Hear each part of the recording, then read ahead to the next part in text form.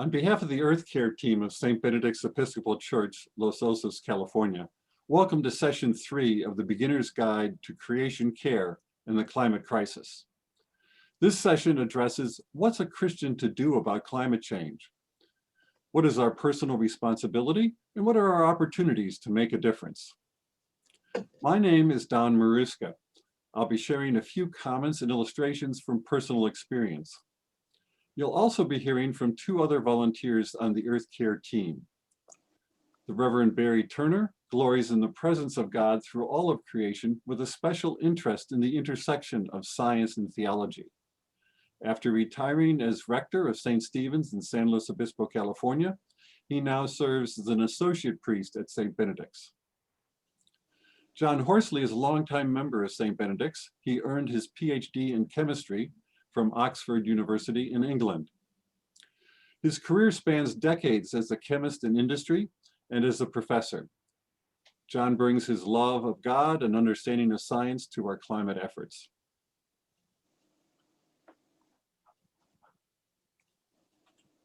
Let's take a quick look at some of the things that are happening to our climate.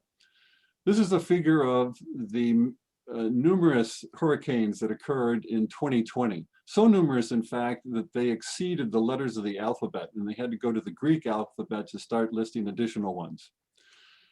And storms are intensifying in places, often leading to floods. And in other places, like Southern Africa, it's leading to epic droughts, where literally millions of people are on the edge of starvation because of lack of water. But wherever we are, we can see the effects of climate change. For example, we bought our home 25 years ago to enjoy the shores of Morro Bay. No one predicted then, or at least we hadn't heard the predictions, that in this century, sea levels could rise 3 feet. So wherever we are, we can identify with some way in which the climate change is impacting us. So what's a Christian to do about climate change? Well, first and foremost is to know and love God and all of creation. Then to understand and share the facts of climate change, and to take and adopt a climate-friendly lifestyle. So I invite you here to take a moment to think about your connection with God's creation. What is something that you care about and care deeply in terms of how these climate changes may be affecting you? If you haven't had a chance to do this as a congregation or as a group, take a moment, stop the tape, and share a simple example from each of you of some way in which you're appreciative of God's creation.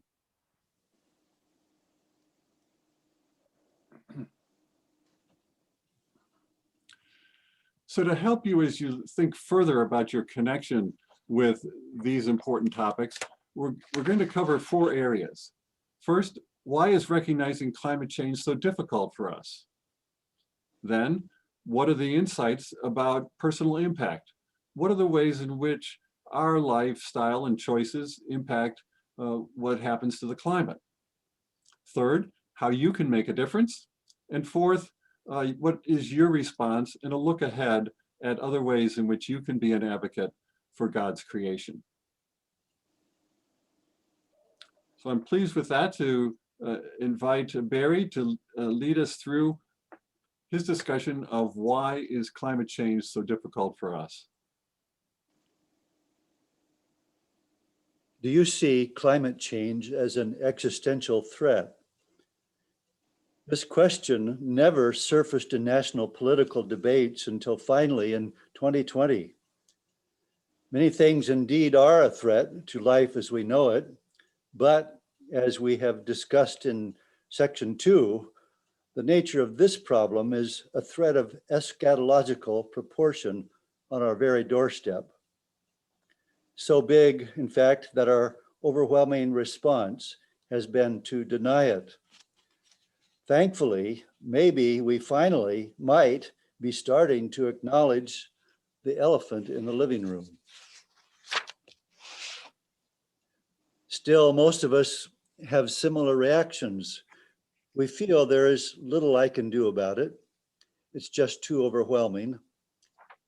In this complex world, leave it to the scientists, the politicians, the corporations, the nations of the world. As people of faith, we promise in our baptismal creeds to love our neighbor as ourselves and to promote justice among all human beings.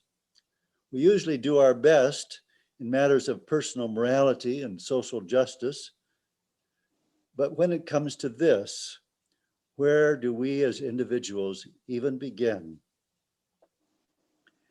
Ethicist Larry Rasmussen puts this question into the real context of our time when he writes, in this new era, everything turns on our actions and choices with consequences for present as well as distant generations of humankind, together with the other relatives aboard the ark.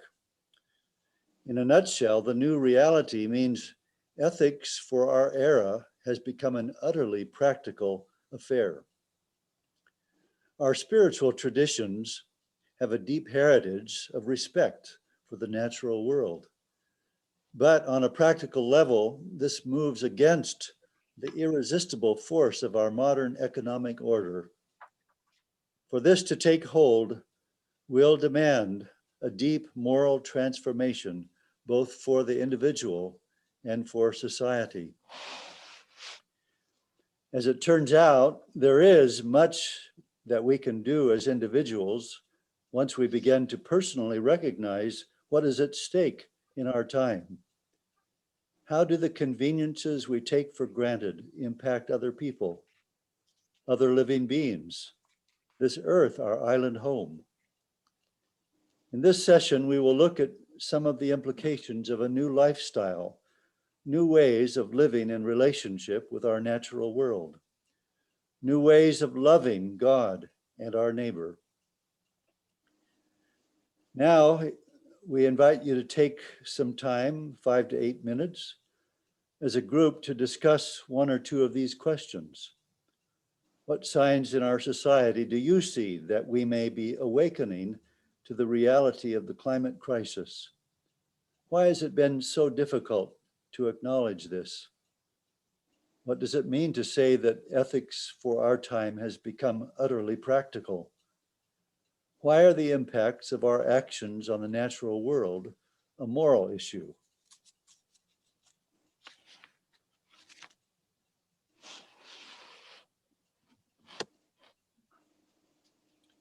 We're next going to turn to insights about personal impact.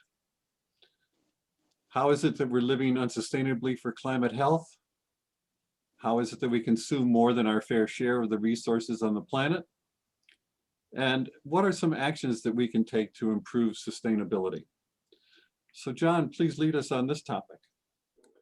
At the United Nations Climate Conference in Paris in 2015, governments agreed to a long-term goal of limiting the increase in global average temperature to well below 2 degrees Celsius, and, if possible, to limit the increase to 1.5 degrees Celsius. But as you can see from the slide, emissions would have to be close to net zero by 2050 to have any chance of meeting even the 2 degrees goal. At the present time, the world is on a path to reach 1.5 degrees Celsius by 2030 and 3 degrees Celsius by 2050. So rapid reductions in emissions are required, both by households and industry, if we are going to meet the goals of the Paris Agreement. As Americans, we have a special responsibility. Due to our lifestyle based on overconsumption, we consume much more than our share of the planet's resources. And as a result, our carbon emissions per person are by far the highest of any major country. But what can we do about high carbon emissions? In fact, we can each do something, and our choices do matter. If we take both direct and indirect carbon emissions into account, our choices could impact every sector of the economy, because industry and agriculture provide the goods and services we buy. One big source of indirect emissions is the production and consumption of food. Food is responsible for at least 25% of all greenhouse gas emissions, if you include farming, processing, transportation, and cooking. So lowering your carbon footprint for food, often referred to now as your foodprint, has a big impact. By far the biggest impact is obtained by reducing your consumption of meat, especially beef and dairy products. This is because ruminants, such as cattle and sheep, produce large amounts of methane in the process of digestion. Methane is a powerful greenhouse gas. In fact, it's 84 times more powerful than carbon dioxide. So ruminants are a major source of greenhouse gas emissions.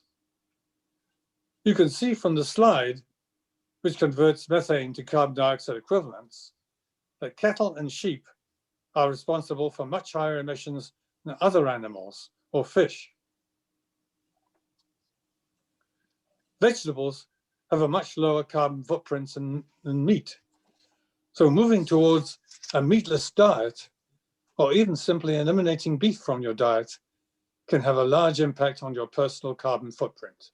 If you have a garden, in particular a vegetable garden, you can practice regenerative gardening, which is based on the practices of regenerative agriculture. Here's a field being grown with the practices of regenerative agriculture.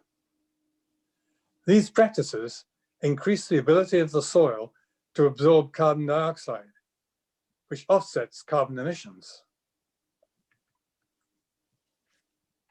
As well as eating the right food, it is important not to waste food. As the slide says, there is no waste in nature. But unfortunately, Americans waste over 40% of the food they buy. Eliminating this food waste, of course, also eliminates the greenhouse gas emissions that would have come from producing the food. In fact, cutting back on all kinds of waste will lower your carbon footprint.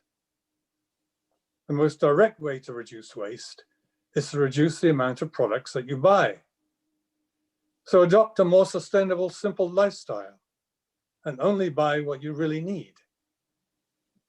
Reuse what you can't reduce, and if possible, buy reusable products that do not involve single-use plastics or large amounts of paper or cardboard. Instead, join the zero waste movement using reusable tote bags, for example, and glass containers, and shopping at zero waste food stores. Reducing the amount of trash that is sent to the landfill by recycling will have an impact because landfills generate methane.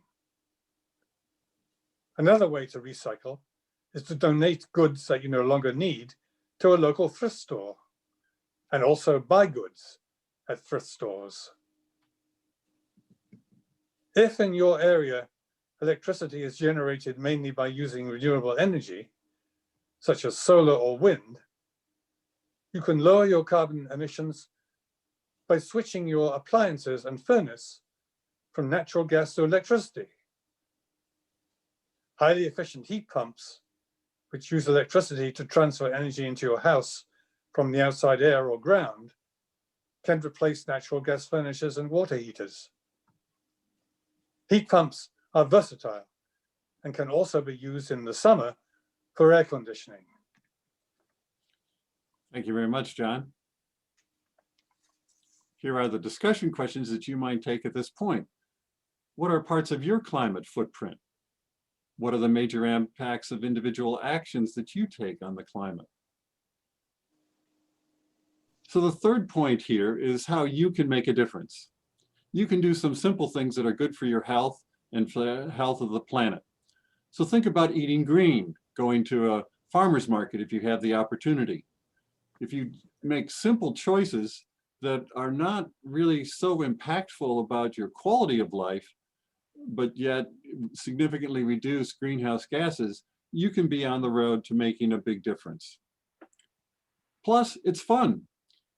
For example, our daughter was noting that she thought maybe drinking milk was having some impact on some nasal congestion for her, a little allergic reaction. So we just researched and decided that oat milk would be a great choice.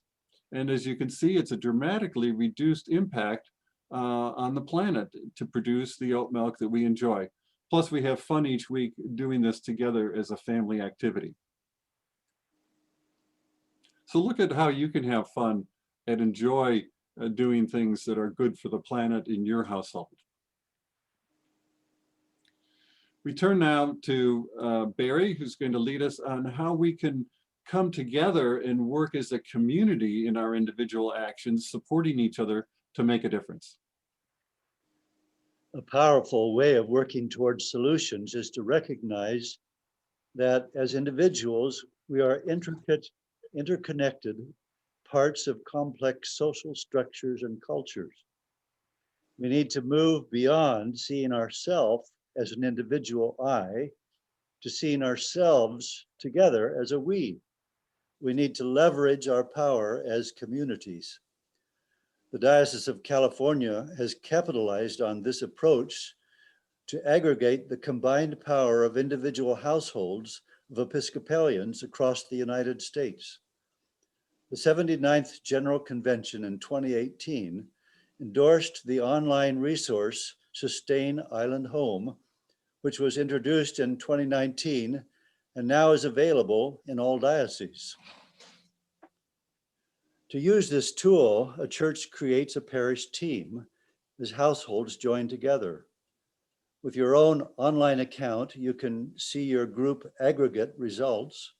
You can share how and what all the participants are doing, and you can support one another as a community in the goal of improving your sustainability.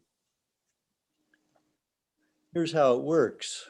First, you create your household profile and enter some information about your current activities so that the website can track your success.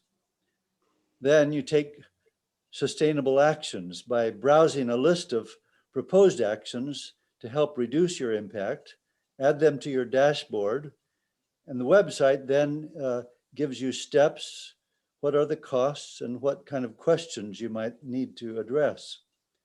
And third, work together. When you create your account, you will automatically be added to your local congregation, the group, and work together to help each other succeed. In my household, we installed solar panels when it became clear that PG&E would soon be raising rates substantially. With a 6% loan to purchase the panels, it was a way to freeze our electric expenses, actually below the previous monthly payments, and with no upfront costs. The promise of this approach is just beginning. Presently in the Episcopal Church, there are about 1,600 households participating. Our diocese, the Diocese of El Camino Real, has 60 participants, and it ranks as number 7 out of the total of 69 dioceses. And here you see the national statistics for tracking your household together with others, your parish, then with your diocese, and then with participants across the whole church. And you can see what savings were achieved in terms of dollars, tons of CO2 reduced, actions that were completed, kilowatt hours that were saved, gas therms that were saved, gallons of gas, gallons of water that were saved, and so forth. Bill McKibben writes, movements are what take 5 to 10% of people and make them decisive. Because in a world where apathy rules, 5 to 10% is an enormous number. Movements change how we think and how we see the world. If there were 1.5 million households in the Episcopal Church joined together, we could possibly remove 6 to 8 million tons of CO2 emission each year, and that would be equal in size to a small nation. For detailed information on how to get started as a parish, you can go to the Diocese of California website at their climate page.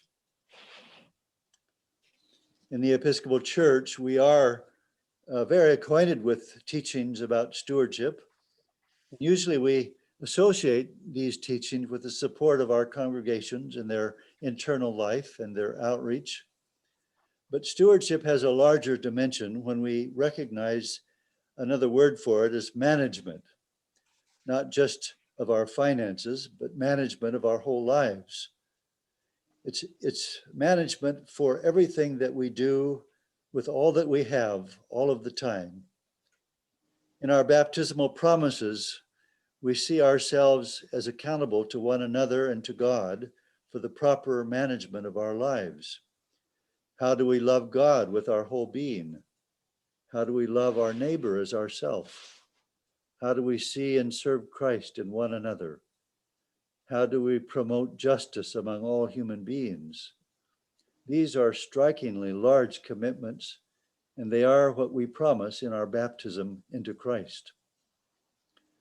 Stewardship then is a way of putting together into perspective and giving us motivation to live simply as a way to leverage all the resources at my disposal to join myself with what God is doing in the world. It is the way that we begin to respond to the crying needs and injustices that endanger life all around us. Our time is one where we can no longer leave the planet off our ledger for proper management. If we do that, we will lose this, which is our fragile island home.